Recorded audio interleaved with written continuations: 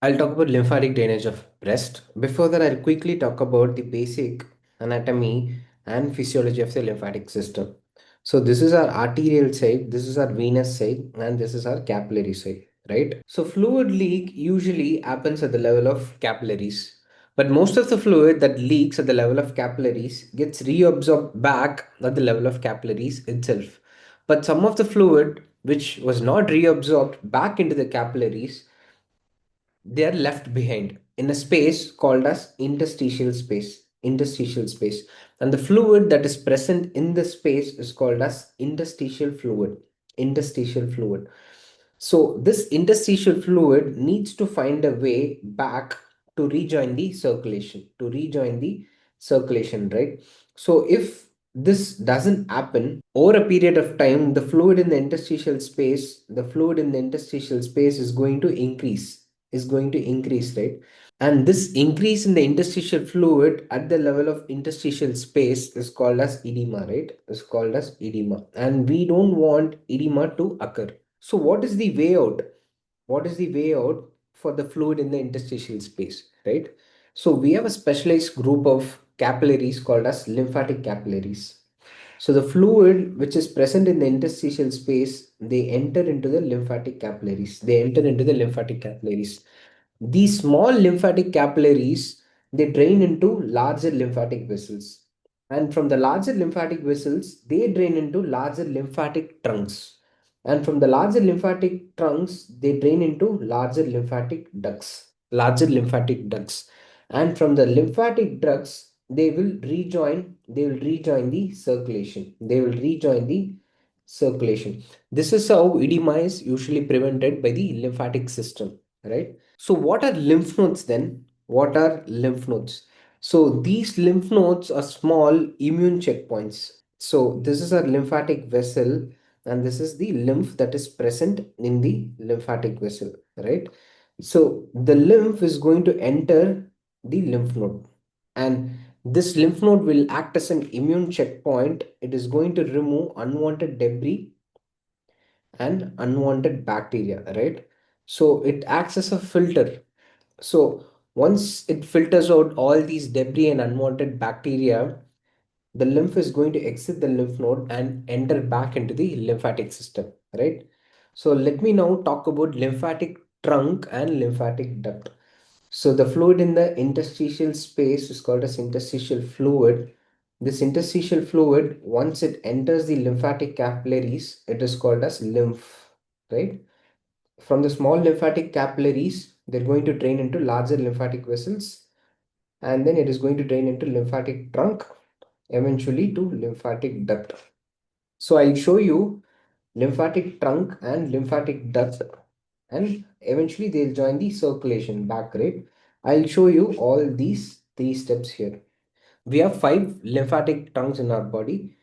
So we have subclavian trunk on either side. We have jugular trunk on either side, bronchomediastinal trunk on either side, and lumbar trunk on either side. The last one is the intestinal trunk. So we have 5 lymphatic trunks. And from the lymphatic trunk, they are going to drain into lymphatic duct, right? We have 2 lymphatic ducts. First one is right lymphatic duct, and the second one is thoracic duct. The entire thing here is called as thoracic duct. So right lymphatic duct drains right upper limb and right side neck and head, right? So rest of the body, they drain into the thoracic duct. So I'll show you in this image. This is right subclavian trunk and right jugular trunk. They drain the right upper limb and right head and neck. So as you can see, they are draining into the right lymphatic duct here, right? This right lymphatic duct, it is going to rejoin the circulation, right? So where is it joining? This is our right subclavian vein and right side jugular vein. It is exactly joining at the junction between right subclavian vein and right jugular vein. So this is how the fluid which was left behind at the level of interstitial space, they entered the lymphatic system, eventually gets back into the circulation. So the same thing happens to the left side as well. So left jugular trunk, left subclavian trunk, left bronchomediastinal trunk, and both lumbar trunk and intestinal trunk, they all drain into thoracic duct. Thoracic duct. And this thoracic duct enters the enters the venous system at the junction between left subclavian vein and left jugular vein, right? So that is the basic anatomy and physiology of the lymphatic system. So we'll apply the same to the lymphatic system of breast. So as we mentioned earlier, so the interstitial fluid enters the lymphatic capillaries. It becomes lymphatic capillaries to lymphatic vessels to lymphatic trunk to lymphatic duct and to the venous system. So we'll apply the same logic to the lymphatic system of the breast as well. So lymphatic capillaries are the small capillaries that is going to drain the interstitial fluid, right? Interstitial fluid. So I'll talk about the lymphatic vessels and lymphatic trunk and lymphatic duct of the breast. We have two group of lymphatic vessels in the breast. Two group of lymphatic vessels in the breast. One is superficial lymphatics, another one is deep lymphatics. We can see the same in this image as well. We have superficial lymphatics, we have deep lymphatics, right? The superficial lymphatic vessels, they're going to drain skin of the breast except nipple and areola. Whereas the deep lymphatics, they're going to drain the entire parenchyma of the breast along with nipple and areola. So we saw earlier the lymphatic vessels will have to pass through lymph nodes, right? Will have to pass through lymph nodes. These lymph nodes will act as a filter, right? So the same logic we can apply here also. The lymphatic vessels in the breast, they'll drain into certain group of lymph nodes. So at the level of lymph nodes, filtration process happens, and again the lymph enters back into the lymphatic system, right? But here in the breast, we have two sets of lymphatic vessels, right? Superficial lymphatic vessels and deep lymphatic vessels. So the superficial lymphatic vessels, where do they drain into? To which group of lymph nodes they drain into? They drain into axillary, parasternal, supraclavicular, subdiaphragmatic, subperitoneal, and hepatic group of lymph nodes. Whereas the deep lymphatic vessels, they drain into axillary lymph nodes, internal thoracic lymph nodes, and posterior intercostal lymph nodes. So, firstly, I'll talk about deep lymphatic vessels. Deep lymphatic vessels. So, as I told you earlier, they drain the entire parenchyma of the breast along with nipple and areola. So, this is where everything starts. As you can see here, this is our nipple and areola. Beneath the nipple and areola, we have subareolar plexus of Sappey, which is nothing but where the lymphatic capillaries, they are slowly becoming lymphatic vessels, right? Lymphatic vessels. Here you can see they are draining the nipple and areola, and they are draining the entire parenchyma of the breast. So from here they'll drain into three group of lymph nodes. So the lymphatic vessels from here will drain into three group of lymph nodes. 75% they'll drain into axillary group of lymph nodes. 20% will drain into parasternal group of lymph nodes. And very minimal amount of lymph they drain into intercostal lymph nodes.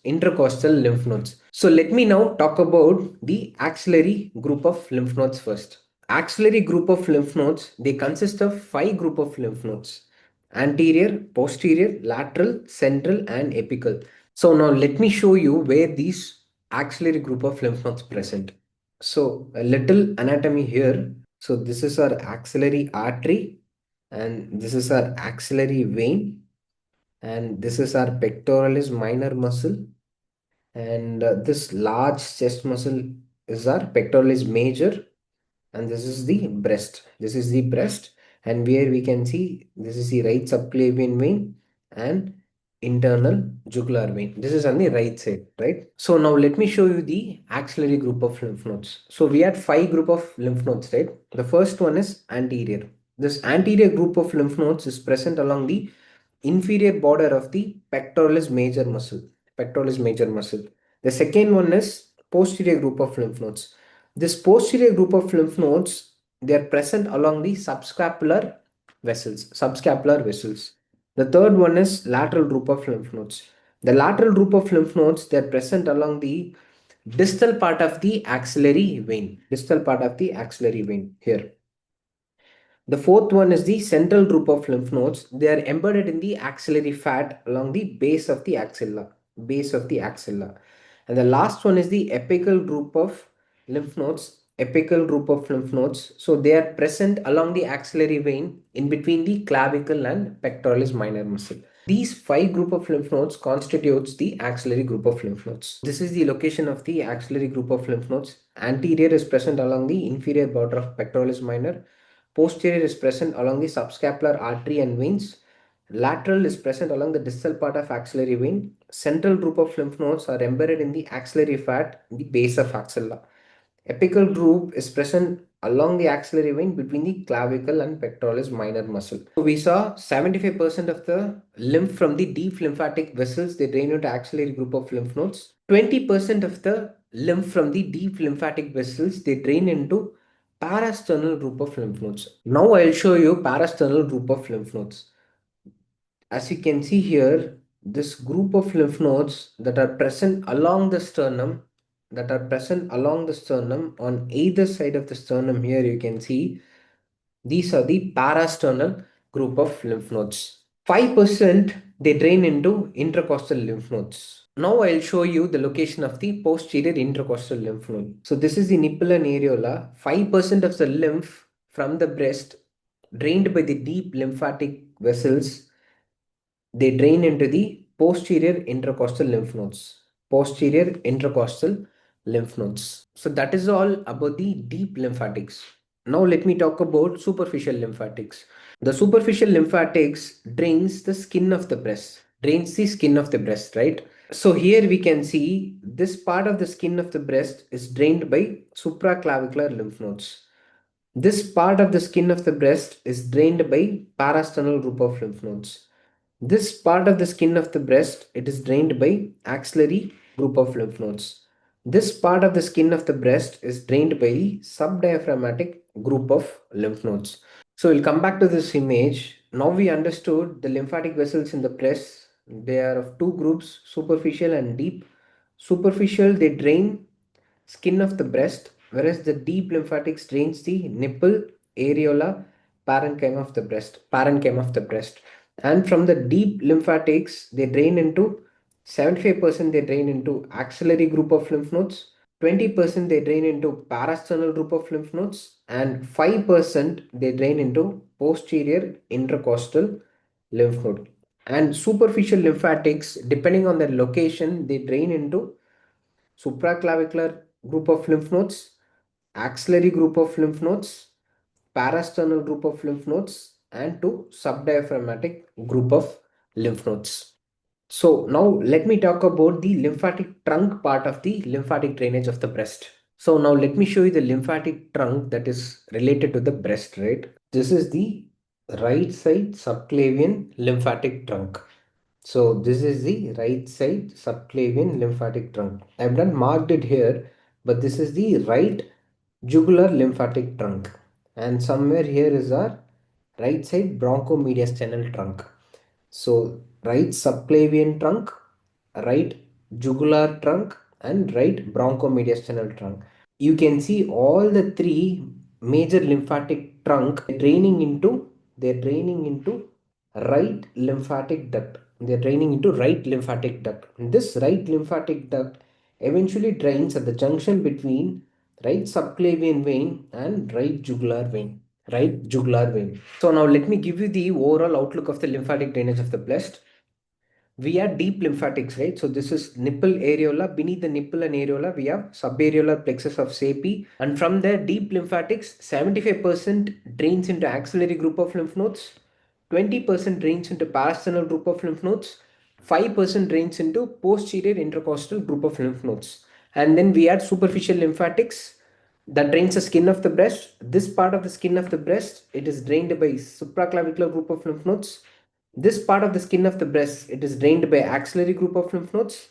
This part of the skin of the breast is drained by the parasternal group of lymph nodes. This part of the skin of the breast, it is drained by subdiaphragmatic group of lymph nodes, right? So from the axillary group of lymph nodes, they drain into right subclavian trunk, right subclavian trunk. And from the parasternal group of lymph nodes, they drain into right bronchomediastinal trunk. And these two trunks will drain into right lymphatic duct, right lymphatic duct here. And this right lymphatic duct opens into the venous system at the junction between right subclavian vein and right internal jugular vein. Same thing happens on the left side of the breast as well, but instead of draining into right lymphatic duct, they drain into the thoracic duct. So we spoke about the lymphatic vessels. Now let me talk about the lymphatic trunk. So from the right side, we had subclavian trunk and bronchomediastinal trunk, and that is going to drain into right lymphatic duct, right lymphatic duct. From the right lymphatic duct, they join the junction between right subclavian vein and right jugular internal jugular vein. They join here, right? So what happens to the left side? So we have left subclavian trunk, and then we have left bronchomediastinal trunk, and they drain into thoracic duct. And this thoracic duct is again going to drain at the junction between left subclavicular vein and left internal jugular vein. So from this image, we are going to find out the different group of lymph nodes. The first thing for us to identify is the axillary artery. And running alongside the axillary artery is our axillary vein. And the vein that is draining into the axillary vein is our subscapular vein. And here axillary vein becomes subclavian vein. And this is our internal jugular vein. So let us now identify the different group of lymph nodes. This is the sternum, right? So running alongside the sternum, this is our parasternal group of lymph nodes. And this is a subscapular vein, right? So the lymph node that is present along the subscapular vessels is our posterior group of lymph nodes. And the lymph node that is present along the distal part of the axillary vein is the lateral group of lymph nodes. And the lymph node that is present along the base of the axilla embedded in the axillary fat is the central group of lymph nodes. And the group of lymph nodes that are present along the axillary vein between the clavicle and the pectoralis minor is the apical group of lymph nodes. So that is all about the anatomical aspects of the lymphatic drainage of the breast. So now let me talk about the surgical classification. So for that, we need to understand the anatomy of pectoralis minor muscle. So this is the coracoid process of the scapula, and here we can see third, fourth, and fifth ribs, right? Pectoralis minor, the extent is from the coracoid process and it attaches to the third, fourth, fifth ribs. We have to draw two lines, one along the superior border of the pectoralis minor, one along the inferior border of the pectoralis minor muscle. So the group of lymph nodes that are present below and lateral to the inferior border of the pectoralis minor is level 1 group of lymph nodes. And the group of lymph nodes that is present above and medial to the superior border of the pectoralis minor is level 3 group of lymph nodes. And the group of lymph nodes that are present in front and behind the pectoralis minor is level 2 group of lymph nodes. I'll show you the same in this image as well. We can see this is the pectoralis minor muscle. I have drawn one line along the inferior border of the pectoralis minor, one line along the superior border of the pectoralis minor. So the group of lymph nodes that is present lateral and below the pec minor muscles belongs to the level 1 group of lymph nodes, and they are anterior, posterior, lateral, axillary group of lymph nodes. Level 3 group of lymph nodes are medial and above pectoralis minor. Medial and above the pectoralis minor muscle, and apical group of lymph nodes are present here. Level 2 group of lymph nodes are at the level of pectoralis minor muscle, and the lymph nodes that are present in front and below the level of pectoralis minor comes under level 2 group of lymph nodes, and they are central group and rotor group. Rotor group of lymph nodes are nothing but interpectoral group of lymph nodes that are present between pectoralis major and pectoral is minor. And that is all you need to know about the lymphatic drainage of the breast. Thanks.